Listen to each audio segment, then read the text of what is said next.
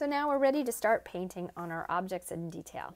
I obviously started this in class a little bit, but your drawing, you'll have just your drawings on your paper in each quadrant. And we are especially this painting week looking at complementary colors. Complementary colors are colors that are opposite on the color wheel. So whatever color you have, you go directly across from it, and that is its complement. So orange and blue are opposites, yellow and violet are opposites, and green and red are opposites. Those are the complements we're going to work with. There are other complements I'm just going to add. There's blue green to red orange. It's just whatever's across, blue violet to yellow orange, but we're just doing the main ones, the primaries to the secondaries, okay? All right, so in each quadrant, I'm going to write this little note here. Pretend this is your drawing, okay, your actual assignment. One of the quadrants you choose, it's going to be red and green. Another quadrant is going to be blue and orange.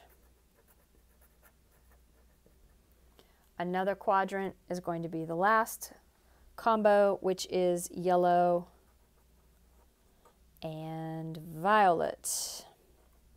Remember, we're avoiding the word purple, violet. Now, this last one, I'm fine with whichever one you want to repeat, but would you do me a favor and reverse the background versus detail? So, for instance, I chose my violet-yellow combo, and I'm going to do it again in this bottom quadrant. I'm going to repeat that combination, but this time, see I have the background violet and the object yellow. This time I'm going to do the object violet and the background yellow. So I'm just flipping it, okay? So if you could structure that, you just, whatever you want to choose, you have to repeat one of these, but just reverse the order of the painting, okay? All right, so let's look at quick color mixing here. We did this in class, obviously, but I'm going to do a quick little repeat. So I need violet to complete this part of my crawfish. I'm going to choose half, I'm going to choose some blue, move it over to my palette. I'm going to remind you that we want proper, clean behaviors with our paint. So we're using our knife to grab from our pile, moving it in the center, and wiping my knife. Now, if my knife isn't quite clean enough, I can always have a jar of water over here. I can always dip it in the water and clean it off on my rag. Okay, I'm going to, again, violet is a blue-red. I'm going to grab 50% red, and I'm going to blend it, and it is going to come out kind of plum looking because you are using French ultramarine blue. It's not going to look like a real purple.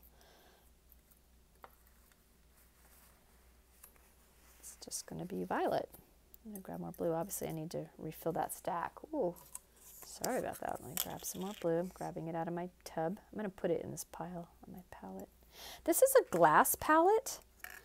I handed you a styrofoam palette. Glass is wonderful as a palette, or plexiglass works too. I'm gonna add more blue. Probably added too much, huh? Oh well. Oh, no. The lighting might be different for this video, but in person it's definitely very plummy. All right. Let me move this, well, maybe the palette. That'll be easier than moving the screen. Whoa, hello brush. Okay, so I have some on my knife and I'm going to use it because I just don't feel like wasting it. You want to think about brushes. I'm going to use this kind of medium angled brush. And I'm painting it right off my knife. And I'm going to go ahead and fill those in. You can add a little bit of water if you want it to be more see-through. And you can shade with paint.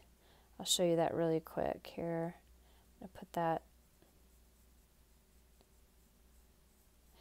This is a dry section. You can see where I added more paint. It's going to be darker. Yeah, bring it up. If it's thick, it's going to be darker. So where it's thin, I'll show you that. Here's the difference. This is very thick. And in this section on my crawfish. And this was thinner paint. See how it's lighter? So more water. Don't turn it into Lake Erie, but if you add a little bit of water, it will make it thinner. And if you make it really, you know, if it's pasty thick right off of your palette, it's going to be darker. And you can even let it dry a little bit. And then just make another recoat over it and it will be darker. Let me show you that right over here too. Let's do the edge on this crawfish in here. I can just take my paint and I'll make it, this is a dry coat. I'm putting a wet coat over a dry coat, so it's called wet on dry. And see where it made it darker, just because I relayered it. So that's a technique you can do. Just kind of let it dry. And just put more paint there. It will be darker. Can you see that? Okay. Now, if you want to, another technique you can do is called lifting. It's where you put the paint down. Boy, I've got a lot on my palette knife, so you can put the paint down, and then you can go ahead and take your brush. Boy, hold on. I'm getting really discombobulated. I'm going to clean my knife just so it's controlled because it was getting out of hand, and I'm going to clean my brush. Look how goopy. It's getting weird. So I'm going to just go ahead and just take a break, take a halftime cleanup, get some of it picked up, okay? Then I'm going to come back to my piece. All right, now I'm going to lift. So what you can do is you can go ahead and remove some of the paint. You can even grab water and try to just pull some of it off. You can even take your paper towel. I'm going to squish it kind of in a line and like pull it off. See how it got a little bit lighter there? Just because I lifted it off. So that's one technique. This is not painting paper, so please note, you can scrub an actual hole into it. It can dissolve into paper pulp again. So be sparing. Notice if the paper isn't liking it, it's starting to turn like it looks like fabric. It's really fuzzy. Back off. It's gonna turn into a hole, so just don't worry about it. Okay, so I'm going to complete. Now, those are the two, the one that I chose to repeat. And so one of my quadrants, I would choose red, green, and in any order, background object, doesn't matter, object. I can make him red and the background green, or I can make that red and him green. I'm confusing myself. It's late. So red, green, you choose which one you want red, which one you want green.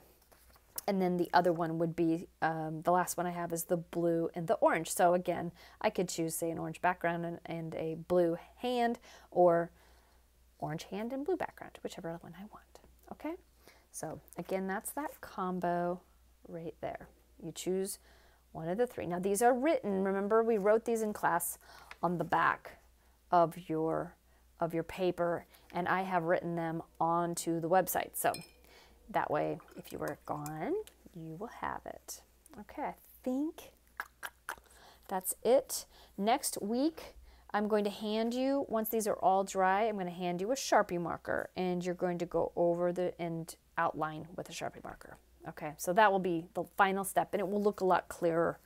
If you find that you have a lot of let's say pencil lines that are showing up, it's going to be tricky in the yellow. So you might want to think about that. If you have a lot of pencil lines in one of your drawings, you might want to make the background yellow and make the object violet. That way it masks it a little better.